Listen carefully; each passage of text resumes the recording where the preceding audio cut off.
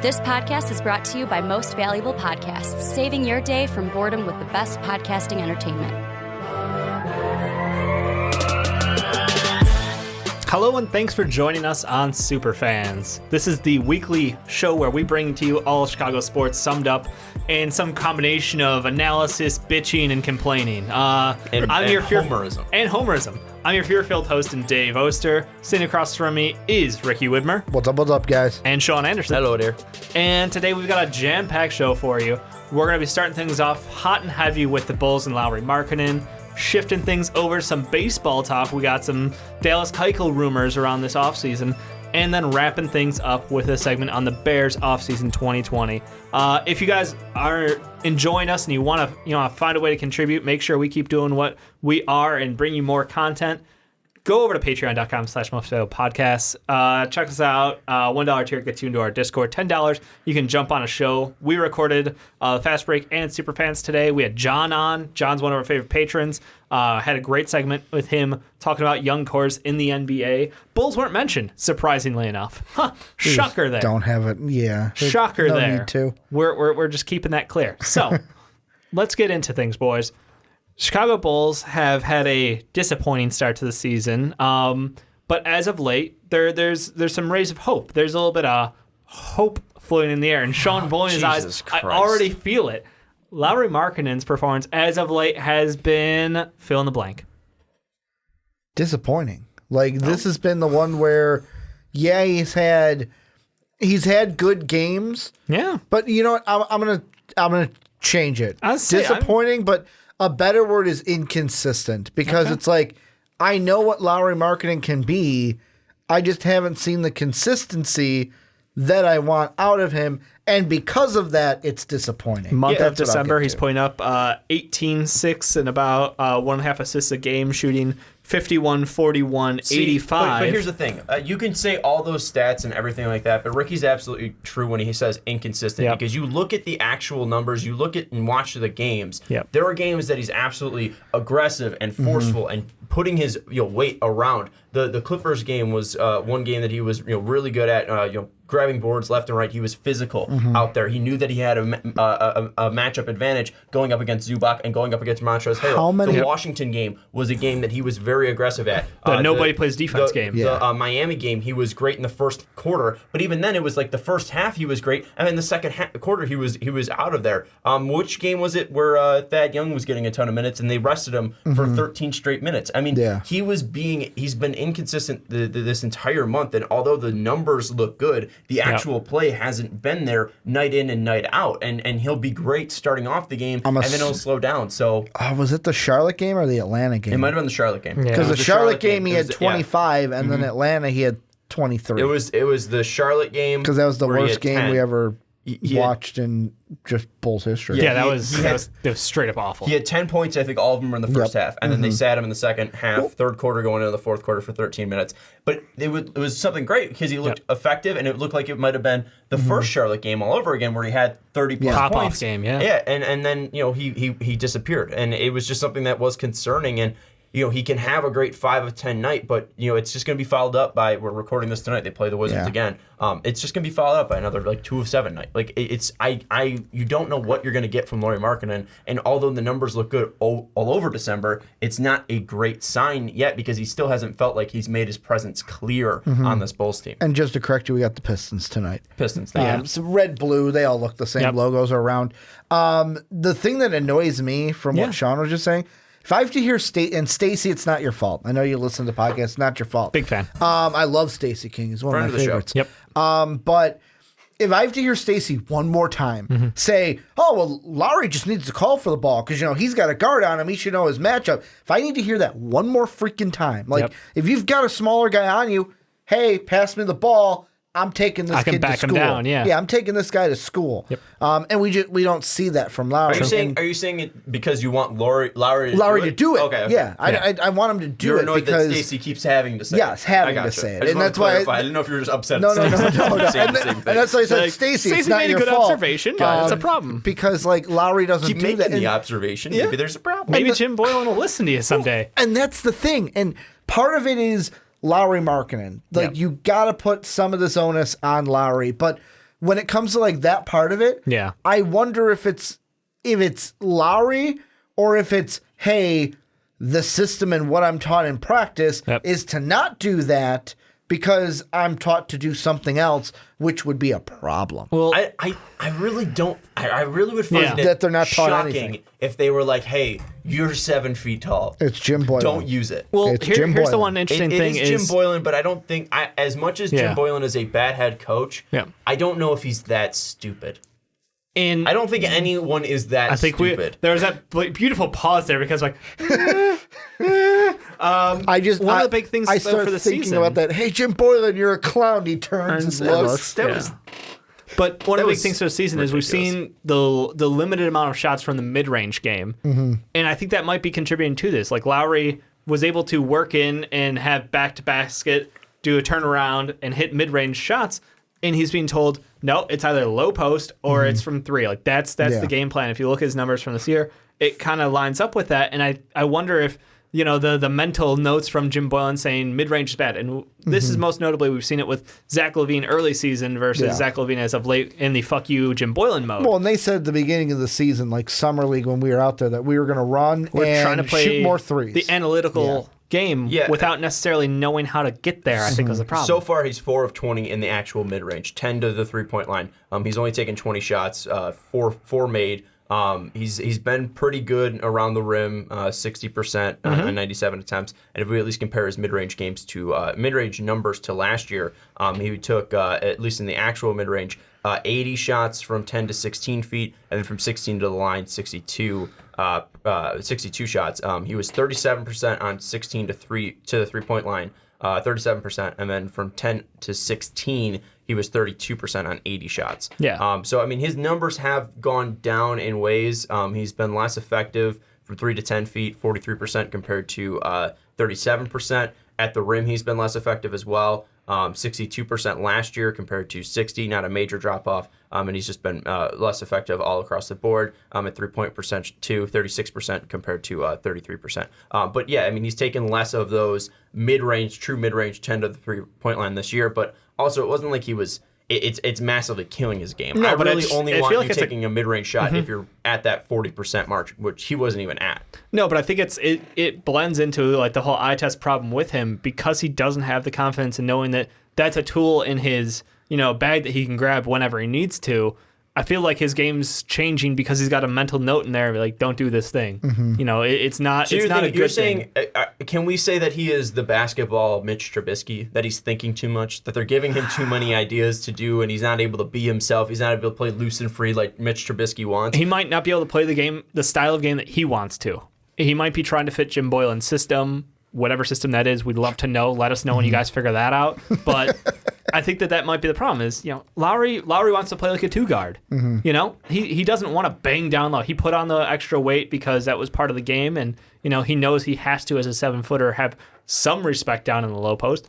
But let's be honest, he wants to be a two guard. He wants to be out there chucking 9 threes a game and playing quick. And that sounds great in theory, but we don't have the right pieces right now to make that work, so we're playing differently, or maybe we're just not executing it. I don't know what the real problem with the Bulls is because we've been complaining about the coach, the front office, and everything in between for the longest time. So for me, I look at this and I'm like, I keep seeing more and more consistency out of him. Yes, he's inconsistent, but we've had more glimpses of good games than bad games as of late.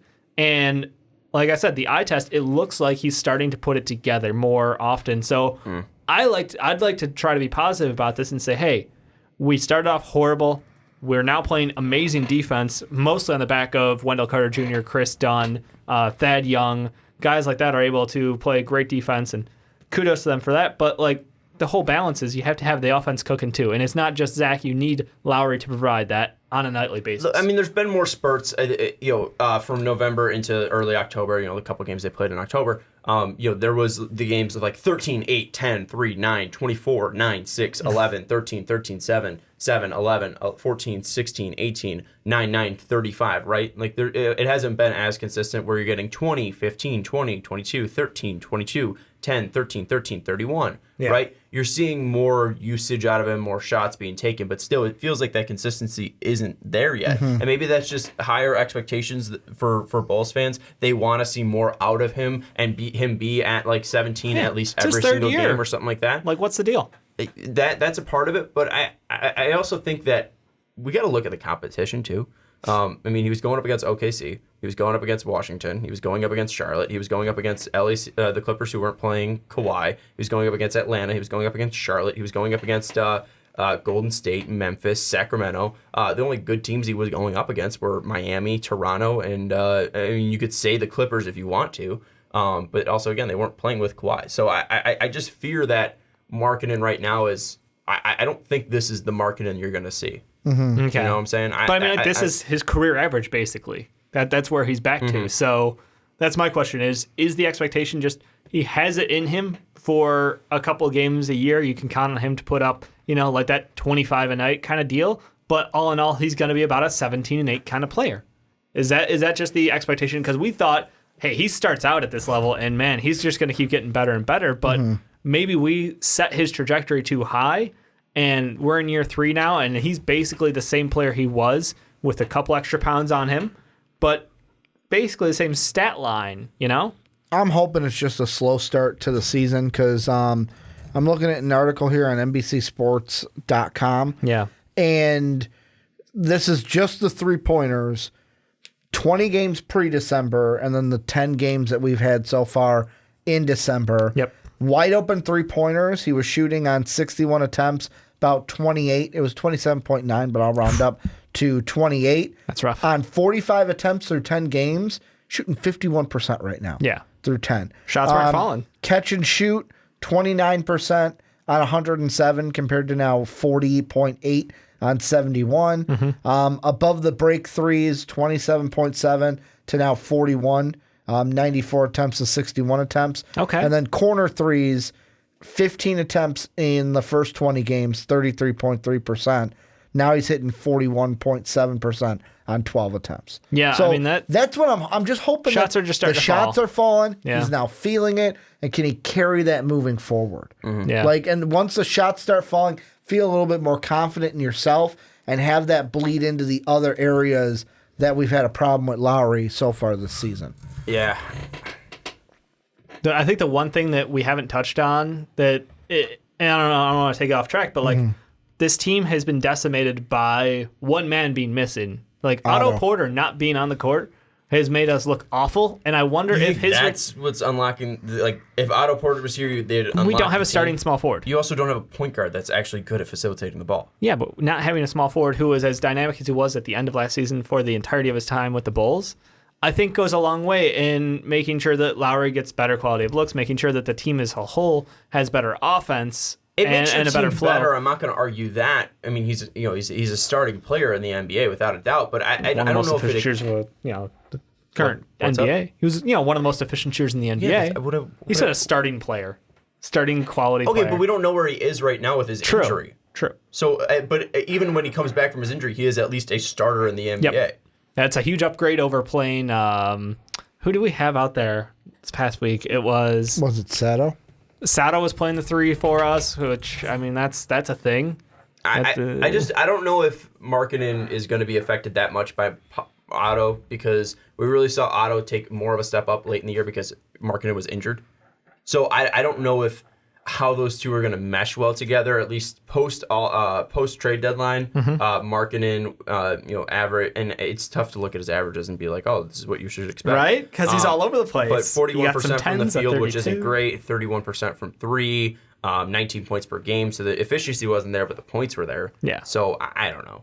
He was averaging I just wonder if 10 points. Him coming back to this team is going to be a positive not only for the team but for Lauri Markkanen's game because it gives them another guy who can take some pressure off, can draw defenders. Because right now, teams can basically ignore, like you said, we don't have a point guard who can facilitate or basically be an offensive threat. We have Chris Dunn out there who fucking love his defense, his hustle. But you're right. Nobody's going to guard him legitimately at the three-point line. He doesn't have any gravity to his game. So having Otto Porter out there hopefully helps defenses focus less on we can stop Zach and we can stop Lauri, and then they have nothing. It adds a third viable threat. How much do you think that people are actually like, oh, we have to stop Markkanen now? Because I really don't feel like when I'm outside of Zach, you don't have any other options. That's my thought. Watching the games, it's not like I'm seeing him take massively contested, shots. It just feels like he's another guy out there. Yeah. I really don't feel like people are seeing him as a threat. I don't think that people are going to be going in and be like, we got to start marking, and he's the reason they go. Because I think really they can just take him out by just playing okay defense. If they play decent defense on any of these players, really the only one that can rise above it is Zach, because Zach is a microwave. Yep. But I really don't feel like anyone's out there being like, we need to stop marking it. It's just, all right, make them shoot threes and make sure there's like a hand near their face, and that's going to lead to missed shots from the Chicago Bulls. I really don't feel that this is going to be something that is, I really don't feel like Markkanen is that type of player yet where, he's going to draw that, Otto Porter's going to draw that much intrigue that's going to open up Markkanen that much, because Markkanen's, being guarded that tightly and that well. They're second leading scorer, to be fair. Yeah, but I don't really think that matters. It's by default? Yeah, you're by default on the Bulls of all team, the second best scorer. Okay. Ricky, be quiet. Well, I just for me, it's the whole thing of inconsistent. To throw another pick. Oh, did he? We're watching Sean lose a fantasy championship in front of our eyes. 4 interceptions today now. Is that where he's at? Oof. I don't know. It's frustrating because Sean is right. It's not like, oh man, Lauri Markkanen's making the team go. Zach is the guy. Yeah. Shut down Zach. Yep. And really it's all you get, for me, if you said, okay, shut down Zach, where are most of our points coming? Oh, the second unit. That's a problem. That's a problem. I tweeted out games ago where it's hey, is it a problem that our second unit plays better than our first unit? And I looked it up the last few games. Our starting 5 has been Dunn, Levine, Sato at the 3, and then Lauri and Wendell. Yeah. That's our starting 5 that we're rolling out. Kobe White's either incredibly good or incredibly bad. But he's a rookie. You're okay with that because he's a rookie. Exactly. Lauri Markkanen, he's a third-year player. It's Make your with the third consistency. year. Well, third year, but was out most of last year because of an injury. With me, this Bulls team, he had 52 games played last year. He had 68 his rookie year. So, not the worst. And with this whole team, then I know this is away from Lauri. I need a place to vent this out. Sure. Our coaching staff, mainly our head coach, is feeling the pressure from us. You can feel it because out of that one video I referenced where the one fan said, hey, Jim Boylan, you're a clown. Archie walked right by. Lauri walked right by. Didn't even hear the noise. I'm just going to block it out, move on to the next one. Jim Boylan's the only one that looked, and it's why are you looking? Because just walk they said right their by. name. Yeah, who cares? It's impossible a fan. You just move on and you go on. I saw that the look on his face. I'm like, we're in Jim's head. Jim's head. I really disagree with you there. If anyone screams, "Hey, Ricky Widmer, you're a clown," you'd be like, "Oh, hey, what?" And that's all it was. That guy's just a dick. The guy who yelled, "He's a clown" at him. He's just a dick. But is he wrong?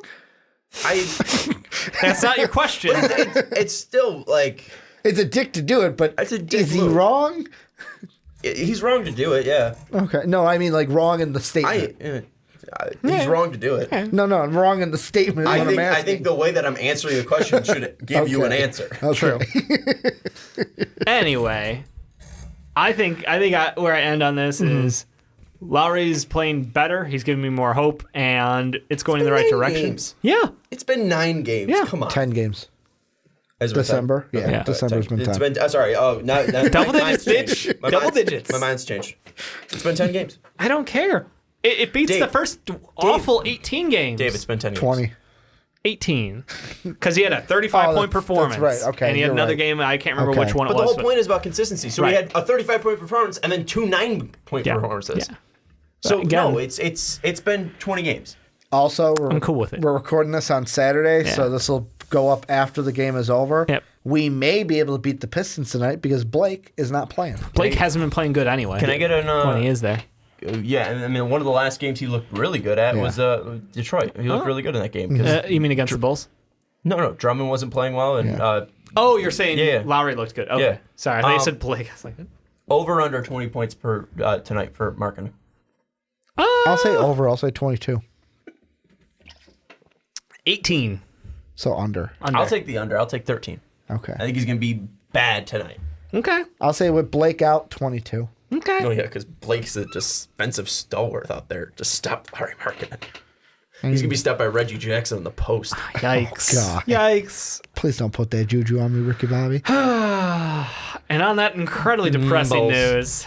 And before we move into our final topic of the day, talking Bears offseason, check us out on patreon.com/mostvaluablepodcasts. If you want to jump in our Discord, the bronze tier gets you in there for just $1, basically 24/7 access to us.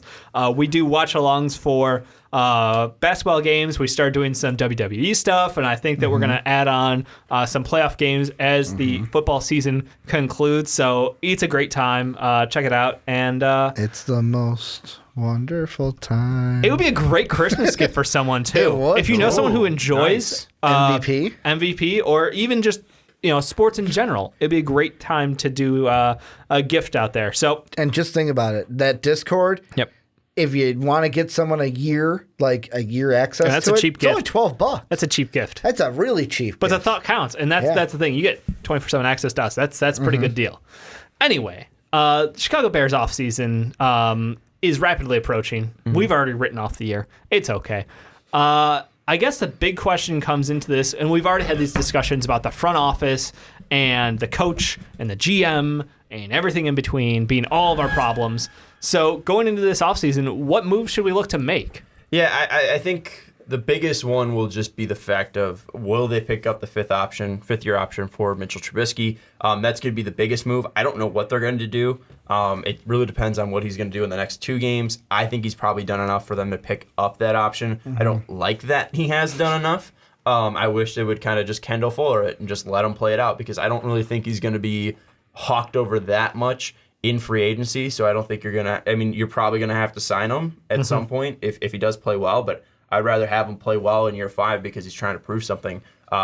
Year 4. Year 4. Yeah. That when he's trying to prove something, rather than have him under books for $22.5 million, even though he hasn't done anything for year 5. So yeah. That's going to be the biggest thing to watch. But then it's just going to be extensions and who are you going to keep around, because Danny Trevathan's going to be a free agent. Nick Kwiatkowski's going to be a free agent. Eddie Jackson's going to need an extension. Clinton-Dix is going to probably walk. He's played well enough to get a deal from some other team. I think Prince Amukamara as well. Yeah, Prince Amukamara is a free agent. No, he's got 1 year left. The spot rack has him as $10 million for 2020. I'm pretty sure Prince is gone. Okay. I'm just reading what I got. I think he's someone they're looking to release because of his contract. There's a potential out. Okay. Yeah, it's a cheap out for us instead of paying him the full. Yeah. So and it's not that he hasn't played well. I just think that they're pretty close up to the cap. So I think it's been talks of possibly letting him walk. He's been good though. I mean, he hasn't been bad. There's been times I think over the past couple weeks, opinions have soured a little bit on him just for the fact that his hamstring's been acting up and he hasn't been as quick as we wanted. First play of the game last week, they saw that obviously they tried to take advantage of that against Marquez Valdes-Scantling. Passes incomplete, but Amukamara wasn't quick off the jump. But he's a very good player. I like Prince Amukamara. I wouldn't mind having him back for $9 million, but it's just mainly who are you going to bring back. And also you have to look at that offensive line. That offensive line needs a new relift. It needs a facelift, an overhaul, whatever you want to call it. It's been disappointing. And Leonard Floyd's going to need a contract as well. Leonard Floyd, I think he's playing his 5th-year option now, I think. Or no, they declined his 5th year? They picked up his 5th year. Leonard Floyd is a player that I don't know enough about, apparently. Here, at least with his contract. I've got you. Yeah, Spot Rack has him down for being on the team next year. Okay. Under contract. That would be his. Yeah, this is his 4th year. Yeah. Okay. So they did pick up his 5th year. Pick it up. Yeah. Okay. So yeah, I think they must have picked it up after the second half of the season. So Leonard Floyd is going to be a player that's at least going to be playing for an extension. So there's going to be a lot of moves that they can make, and I think the biggest one's just going to be, what are they going to do with the quarterback? Are you going to extend him? And then the defensive side, who's going to be able to be back next year? And then also Allen Robinson's going to be up and eligible for an extension as well. I would like to see them get a deal done with him because he's been phenomenal. So a lot of moves that are out there that can be intriguing, but those are the ones, at least guys that are on the team right now, 2019 Bears, those are the guys that could be moving. I'm going heavy hitter. Because yesterday, the whole thing that sparked this topic and why I threw it out as a possible discussion is I'm going to give Ryan Heckman credit at thewindycity.com. Yep. Did an article about 3 trades the Bears should start thinking about now. And all of them were players for draft picks. His first one was Taylor Gabriel with the proposed return of a 6th-round pick this year. Then he had Tariq Cohen with the return being a 5th-round pick this year. And then the last one was Leonard Floyd, where he said a 6th-round pick this year would be the proposed return. Not even thinking about the return, just the players. And those first two, I just started thinking, I'm like, you know who's one guy who's going to be a free agent that will immediately make them better? Phillip Rivers. The Bears need to sign Phillip Rivers because, Sean, you can put your head in your hand all you want. A short-term contract for Phillip Rivers would only do beneficial things. It'd be good for the Bears because he's better than Mitch Trubisky. He doesn't want to be in L.A. And there's a quote from CBS's Jason La Canfora, I usually throw the T in there. Yeah. Yep. You're talking about Rivers. Joe Burrows. Yeah. He doesn't seem, and this being Rivers, he doesn't seem like he wants anything to do with L.A. at a time when the team is actually completing its relocation to L.A. And I just look at this where it's like it's a win-win either way because if you don't want to pick up the 5th-year option for Trubisky, you're adding competition. So it's like, all right, Mitch, you want the job, win the job. And you got to win it against Phillip Rivers. He won't. Phillip Rivers would easily win that job in my mind, but it could either light a fire under Mitch's ass to okay, I got to win this job. It's just not handed to myself. Or if he loses the job, I think having Phillip Rivers out there would be more beneficial than Trubisky because he would make Cohen better. He would make Gabriel better. What's the contract look for Phillip Rivers? I mean, and also I don't disagree with bringing in a veteran quarterback, but I think Phillip Rivers is too high of a bar to bring in. And I think that's too far-fetched for that to even happen. That's why I put my head in my hand because it's just like... In a shorter deal, though, how much? Because right now he's making $11 million. If he does a shorter deal, that was what, a 1, 2, 3, 4, 5-year deal? So if you do like a 2-3-year deal, are you still going to give him $11 to $10 million a year? Will he still be asking for the same thing? Absolutely. Okay. I would give him that easily. He's worth more than that. Well, that's the thing. What, you don't think that... I mean, what...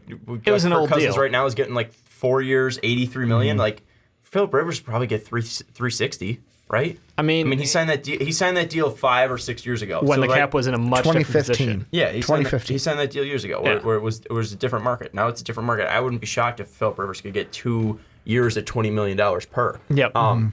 So I really don't think it's going to be a cheap deal and something that's going to be attainable for the Bears, at least contract-wise. And even then, like, if you then do sign Phillip Rivers and Mitch Trubisky beats him, then what the hell? Then you have a $20 million backup quarterback, and then you're Nick Foles. I think you could trade. You could trade Phillip Rivers at that point. If Mitch Trubisky's beating him, that's not a good look. There's a team out there that would take him. I don't know. I guess what's the best, like, what is your desired outcome by signing in Phillip Rivers? Is that we're going for it in the next 2 years? Like that's our all-in, and we're gonna sustain our defense. We're gonna put our money where our mouth is, get the guys we need back on defense, and try to win it. And if nothing happens in those 2 years, we can just empty house. Yeah, well, is that the plan? The issue is the salary cap. It's not the fact that they putting their money where their mouth is, because I feel like they've done that. Going out and getting Khalil Mack and then signing him to the extension, that was putting their money where their mouth is. That's where we were like, all right, we're going to hit the window. This is where we're going to do. But that's what I'm saying. The window is trying to win before the window slams on your fingers. Right. But where does the window close? How long is that window going to be open for? I don't really know if it's going to be closing as soon as Bears fans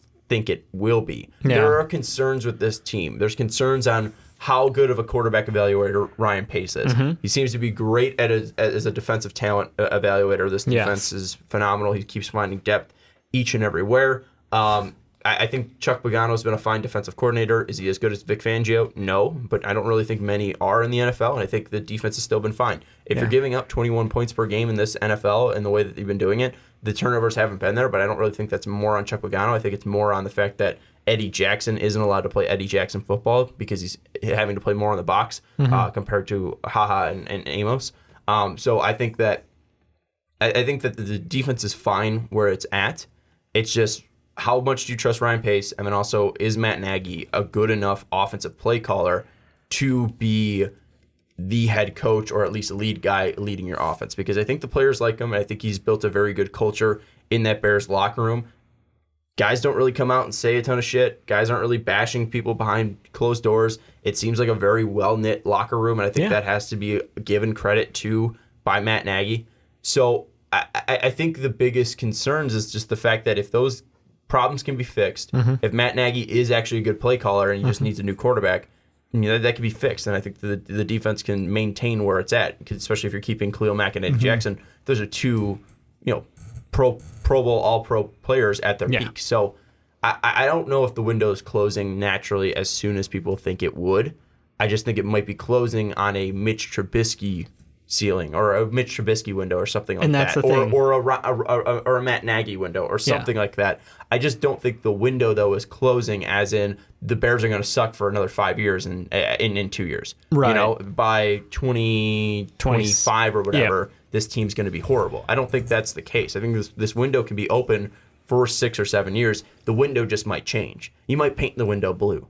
I don't know what's going to happen. Yeah, we might get some standout players that just happen to grow naturally and not get a big stud or whatever. But I think that my concern with you going after a high-profile veteran quarterback is that spells the end of Mitch Trubisky in Chicago. Whether we trade him, whether we move on from him after the next year, I don't really care.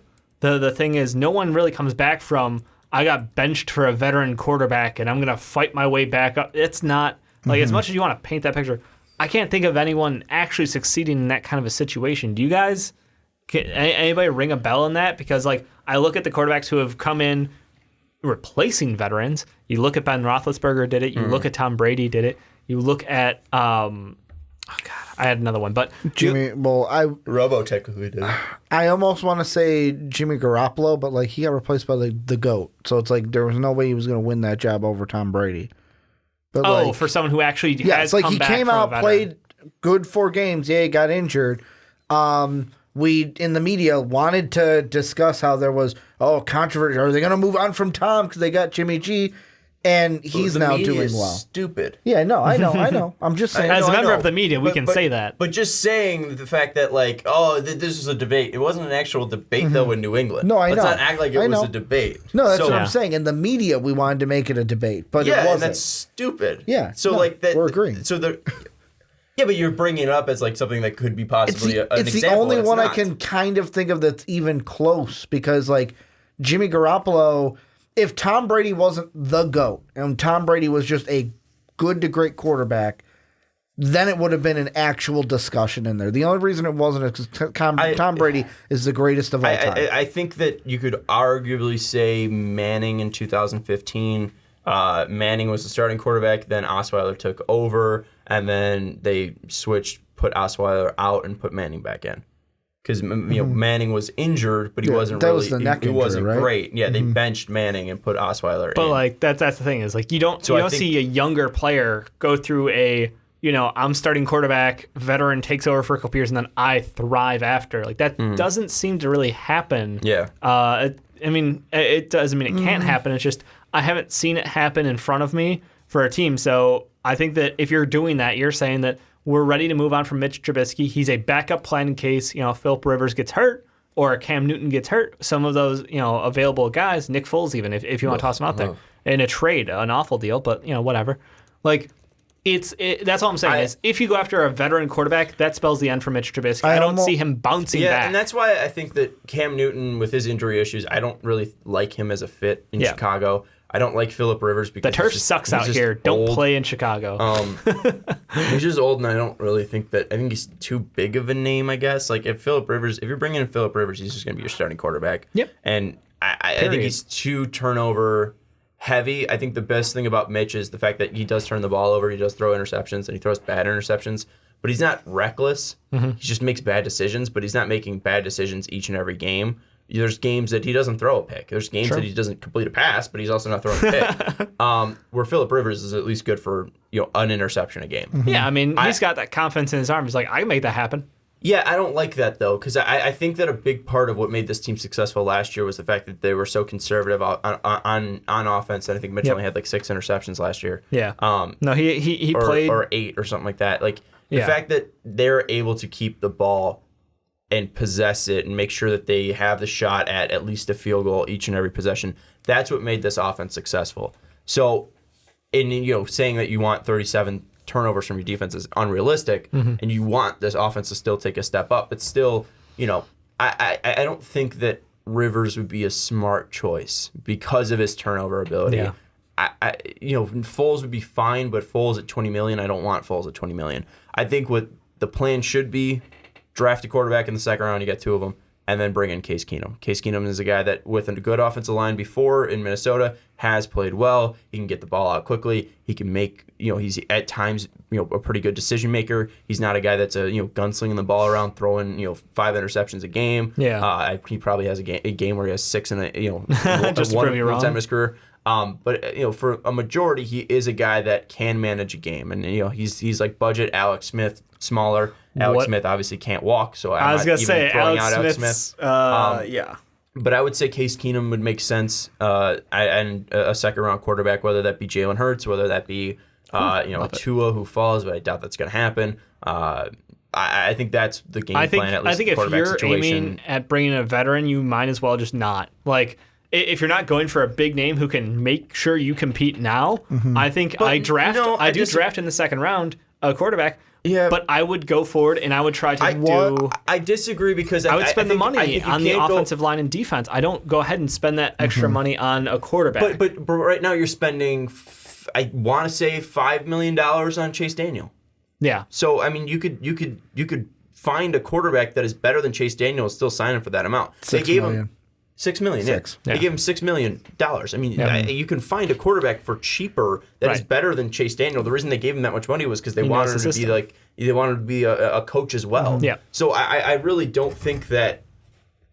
I think it'd be foolish not to bring in a better veteran quarterback that's not Chase Daniel. What would you think of the one tandem I saw just flipping through articles just now of Mitch, Teddy Bridgewater, and then like a guy like Anthony Gordon, who would be a draft pick out of Washington State? The problem with Bridgewater is his contract is going to be too high. I mean, I think you're going to be spending too much money. Or then take Bridgewater out, put Marcus Mariota in, because he might be cheap. Like, the only quarterbacks that I'm looking at that I would want is Phillip Rivers, Teddy Bridgewater, and then after that it's like Winston and Mariota.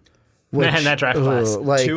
Too expensive for Rivers, too expensive for Bridgewater, and Eli's also there, but I ignored him. And I would say that with Winston, too turnover heavy. If I'm going to say that for Rivers, Winston he's got incredible upside, but Winston's hilarious downside. Yeah, I don't want Winston. Winston's a garbage quarterback. And he literally just lost you the fantasy championship this week. Game's not over yet. He's got 5 points. He's currently outscoring DeAndre Hopkins. But with Mariota, Winston. With Mariota, like, he isn't a guy that's wowing anybody, and I really am concerned about his everything outside of the red zone. His red zone play is fantastic, doesn't turn the ball over in the red zone, is able to put the ball in the end zone, but outside of that, everything else is just bleh. Yeah. I really don't like him. If you could have Mitch drive the ball into the red zone and then switch out quarterbacks and have Mariota finish it off, maybe that would work. Looking at the Florida football program, and we'll just multiple quarterback. I love it. The connection with Mark Helfrich probably is a plus, but I don't really trust Mark Helfrich at all, though. So I think that they're kind of screwed. I would bring in a guy like Case Keenum, though. I don't think that Mariota is just more of a name that's exciting because he was a top pick, but he hasn't really had the production. Winston's too turnover heavy, and the other guys are too expensive. Yeah. So I'd prefer spend the money on get a blue chip guy on the offensive line. You need something to lock it down because you need a tackle. This team needs help up front. And then go ahead and re-sign Kwiatkowski to a long-term deal. Get one other guy. Go ahead and draft a replacement for Trevathan's another name too. So you're going to need to make a move at a linebacker position, whether it be Trevathan or whether it be Kwiatkowski. Yeah. And I think if you address those spots and run it back next year with Mitch, I'm not going to be incredibly upset as long as we do draft a quarterback in this year's draft. That's the whole thing is draft a quarterback, get a lineman, and go ahead and re-sign a couple of those defenders. You can move on from Prince, like we said, for the cheap out deal. You can go ahead and take somebody like the fourth round or something and just let the young kid play. Yeah. I think another thing, too, is the safety position next to Eddie is going to be huge because again, he's been fine. Yep. But he's not allowing Eddie to play like Eddie was last year. Right. I want a guy that's pretty much a linebacker, just at that strong safety position. A guy that I was looking at was Von Bell, currently with the Saints. I love, his stats are insane right now, and I just asked Jake like what's going on with him, and I was hoping Jake was being like he sucks, but Jake unfortunately said he's very, very good. Yeah, and that would be the perfect type of guy next to Eddie Jackson. He is a free agent, but there's no way they're going to be able to sign him with that response from Jake. Saints are probably not going to let him walk, and they're probably going to just give him someone's going to give him a massive contract anyways. But if they were able to get a guy like Von Bell, be a great fit, and also he has connections to Ryan Pace just because New Orleans. So. I'd be excited for Von Bell because then you get to have Eddie Jackson roam and be a playmaker in the secondary, which would be awesome. And then that just leads to Kyle Fuller being able to be more of a playmaker, and it leads to if he can ball hawk and know that his back is covered, if he takes a bad gamble, I think that's ideal situation. I think that would be the moves that I would make. Obviously make a decision, Kwiatkowski or Trevathan. Talks are that Trevathan is going to be more cheaper than Kwiatkowski due to age. Health and age, and then make a decision offensive line too. I think the biggest thing is going to be Charles Leno letting him walk, or releasing him and then bringing in a left tackle to go next to him. Ricky, I know you're a Vikings fan. Well, I'm looking at some drop your final say here. Yeah, I'm looking at some of the names for linebacker. I would say wish list. I don't even know if he'll be available because the Patriots could re-sign him. But Sean, Kyle Patriots Van expert. Noy. No, the Bears could get Van Noy. He's an outside guy. I really don't think that he's. I don't think the solution's outside of Chicago. We need somebody. You just need to make a decision. You just need to make the decision on the guys that you have. Because I'm either re-sign Trevathan or re-sign Kwiatkowski. Pick one of them, because both guys are better than Kyle Van Noy. Yeah, because I'm Kyle looking Van Noy's a guy that's also been more of a rusher. Outside. No, it's like if left tackle. If you're gonna look outside. Yeah. The guy, like the top three tackles, if I'm going left, it's Anthony Castanzo from the Indianapolis Colts, or Kevin Beachum. Balaga is still there from Green Bay, but he plays the right. I guess you could move him over to the left. Pass on Balaga. If you really needed to. The other one I was going to throw out because you guys didn't mention it. Yeah. There's a couple rumblings I've seen that Bears fans are saying that the Bears should cut Burton at the tight end position. Yeah. It just hasn't been worth it at all. Could you see the Bears cutting Burton and then going after a guy like Eric Ebron, who is probably going to be one of the top tight end free agents out there? I disagree with Burton. I think that people are overblowing everything. He's gotten injured, and I think that people forget on how valuable he was to this team in 2018. Mm-hmm. He wasn't putting up crazy numbers like a Travis Kelce, but he was always a guy that you can go to get a first down. He was always a guy that was pretty decent with his hands.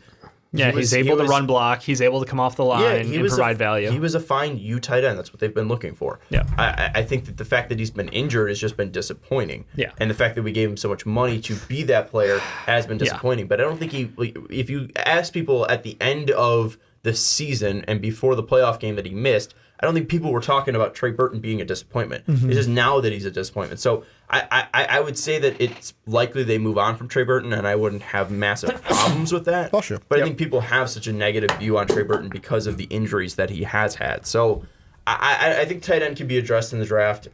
Jesper's an interesting guy that they have. J.P. Holtz has been playing fine.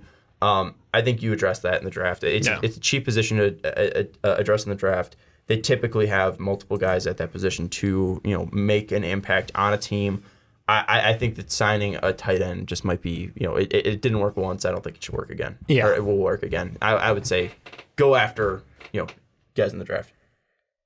What did I forget to take off this podcast? Yeah, I know. I left it. All right. So let us know which plan you guys like going forward. Is it just to re-sign the defensive guys and roll it back with Trubisky one more time? Is it to go ahead and address the O-line? Is it to go after a big-name quarterback in free agency?